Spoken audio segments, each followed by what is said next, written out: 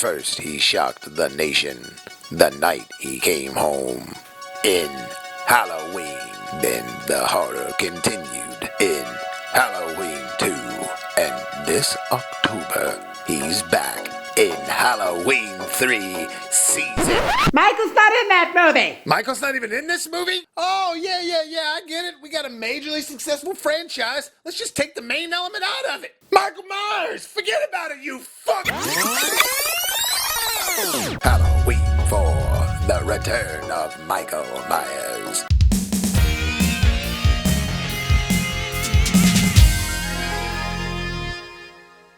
What up, party peoples? Bobo here with BrassReel Brothers. Thanks for coming back for some more popcorn. Well, with the major success of Halloween 1 and Halloween 2, Mustafa Akkad and crew were quick to jump on doing a sequel. In fact, right after, the year after. Now, Mustafa Akkad, I never really talked about in the other two videos. He was the executive producer of the entire franchise. In fact, his family estate still owns it. John Carpenter and Deborah Hill were the creators of the first two. Mustafa Akkad was like, let's just keep going. The problem was Michael got burned up at the end of part 2. So they decided to make an anthology. Well, the problem with that is that you already had 2 movies with Michael Myers in it. If you would have had just 1 movie with Michael Myers, killed him off, then you might have actually had a successful anthology franchise on your hands. And Season of the Witch may have actually done well. But you already established the character in 2 movies. And then you sell it Halloween 3 to everybody and they're like, oh yeah, we got to see how he comes back. Oh, he's not back. Now, Halloween 3 has gained success over the years, and I still love that movie. I think it's a great movie, just not a Halloween movie. They should have just called it something else. Once that was a huge failure, John Carpenter and Deborah Hill were out. Mustafa Akkad and crew quickly figured out they needed to go back to Michael Myers. And that's how we got Halloween 4, the return of Michael Myers. Now, you may have heard in my other videos, this was actually my first experience with Michael Myers. First Halloween movie I ever saw. I'll never forget the night. I was at my grandparents' house because they were babysitting me. And they already had a creepy house and it came on late at night. And it stuck with me. My grandpa had this thing about Michael Myers. He couldn't stand him. He was scared to death of him. Anytime he saw him, anytime he heard the Halloween theme, he always did this whole thing where he was like, ugh. In fact, my dad and my aunts and uncles always gave him shit about it. God, I'll never forget that opening scene though, with Michael being transported from one facility to the other and he's in this ambulance, and all of a sudden he smashes the head of that paramedic up against the wall of the van, starts jabbing his thumb through his skull. Oh my God! That completely stuck with me as a kid. Like, I never forgot it. But that's all just the opening scene to just show you how Michael gets loose again. They never really explained how he was alive. Remember, he got burned up, basically, in the second one. This time around, it's directed by Dwight H. Little, starring little Danielle Harris, Ellie Cornell, and Sasha Jensen, that guy from Dazed and Confused. Danielle Harris has become a pretty successful actress. She was in both of the Rob Zombie Halloweens. She was in the Hatchet movies. She was also that little potty mouth in The Last Boy Scout. God, you're such a f***up. God, the mouth on that kid. But Danielle Harris plays Jamie Lloyd, the daughter of Laurie Strode, which I guess while Halloween 3 was happening, Laurie went off and had a daughter and all that kind of shit, and then died. They do a little exposition where it shows Jamie looking at some photos and stuff like that and getting a little teary-eyed. Now she's living with her adopted parents and her adopted sister. I don't know what you call that. The first one kind of felt 70s-esque a little bit, but more than anything, it's just a creepy movie. The second one definitely felt a little more 80s vibe, but this one is full-on 80s, being in 1987. Right after that crazy thumb in the head scene, we got to little Jamie Lloyd in her room, like praying by herself, saying her prayers, and Michael Myers is in there all of a sudden. Comes out from the bed and grabs her legs. And that's single-handedly the moment in film that made me scared of the underneath my bed. That's what made me like running and jumping to get onto my bed. You guys remember doing that?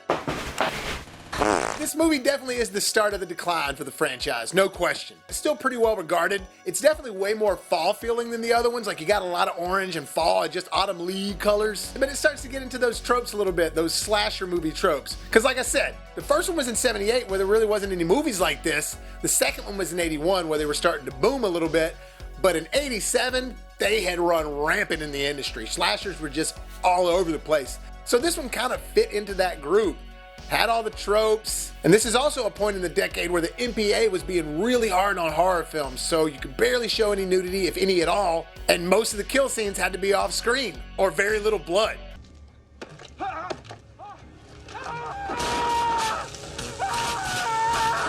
But Danielle Harris is a good little actress, so I gotta give it to her. She's believable in this, and she's kind of the heart of the film, in my opinion. Her and Donald Pleasance. Oh, that's right. Dr. Loomis is back, baby. And he's the craziest he's been yet. 6 bodies. Sheriff, that's what I've seen between here and Richmond. I tell you, Michael Myers is here in this town. Even though he got blown up in the second one with Michael. And that's another thing. Every time they show Michael, he's just got some burns on his hands. And they show Dr. Loomis, he's just got this all burned up face, but that's it. I remember them exploding. Anyways, horror movie tropes. Somehow Loomis survives, and he's on the run looking for Michael. But this time he's going a little bit more rogue. I mean, he is teaming up with the cops a little bit, but if they don't believe him, he's just like, screw y'all, I'm going to get Michael. And the sheriff this time around is played by Henry Hill's dad in Goodfellas. You know, the one that was just like, says right here you hadn't been to school in months, huh? In months! In months! God, I love that scene. Anyways, getting off track. If you guys remember my Halloween 2 video, I was talking about how they were focusing on the evil a little bit, and like the Samhain, or they called it Sam Hain and that. This one definitely goes with that a little bit and starts off what a lot of the horror fans refer to as the Thorn trilogy, which 4, 5, and 6 sort of connect in a weird, awkward way. And when I say weird, awkward way, you'll see what I mean if you watch these movies. It doesn't really have a whole lot in this one. It just kind of leaks in there. It's part 5 where it really starts to come in, and then part 6 as well. But we'll get to those. One of the main things about this movie that doesn't work, that's really bad, I think, is the mask. Now, I get it. His mask burnt up in the last one, so he doesn't have the same exact mask. However, on the cover of the movie, it shows the old mask. But that's not the mask we have in the actual film. Like I said, I get it why we wouldn't have the same mask, but don't lie to us. You son of a bitch. He actually gets his mask from this costume shop that Jamie and Rachel and all their friends just happen to be at. And they do some kind of cool things in here where Jamie just happens to get the same clown costume that Michael had on at the beginning of part 1 when he killed his sister. And that's when she goes around dressing up for Halloween. Because it is Halloween in this movie. It's the day of Halloween. I guess it's kind of cool how they give her that costume, but it's just a little on the nose. Clown nose. The only real plot of this movie is that he's trying to kill Jamie because she's Laurie's daughter. That's it. At this point, Dr. Loomis has got the sheriff and all the cops believing him because remember, this does take place in the same world as 1 and 2. So there's a lot of these people that their kids were ones that died in the first one, or all these people might remember it. So now the town's all in an uproar big time. In fact, all these country boys are running around with their shotguns and trucks being like, we got to mob down Michael. Meanwhile, Jamie and Rachel stuck at the sheriff's house with his daughter and the dazed and confused guy who's cheating on both of the girls. All a bunch of pointless shit in the movie that we don't need. The kills are hit and miss in this one too. I mean, you got some that are kind of good, like the thumb one in the beginning's awesome, but then a lot of the other ones are either off screen or just no blood. I kind of like it when he smashes dazed and confused guy's head, but then he rams his shotgun through one of the girls. No blood. But like I said, the MPA were crazy at that point, so no movies were getting any nudity or blood. Look, this movie still is fun, and it's not the worst of the Halloween films, but it's definitely, like I said, the start of the decline. It's just lacking that tone and that charm and special, just whatever it was that John Carpenter and Deborah Hill brought to it. Like I said, even part 3 still had that. There was no Michael, but it still is a good movie. This one you start to feel the cheapness just a little bit. But still, all these country boys are out there looking for Michael in their trucks. And we got kids running around playing pranks on everybody dressed up as Michael Myers. And this is where the movie kind of becomes like an action film. Rachel and Jamie have this rooftop chase with Michael Myers. Then there's like a full-on like truck chase scene where Michael's like on the truck and then they ram into him. And finally all the country dudes find him and just shoot him all to hell.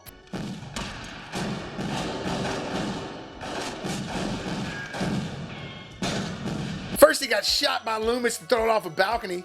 Then he got blown up and burnt. Now he's got a firing squad against the guy. And I'm sorry, it's hilarious when he's getting shot up. He's all...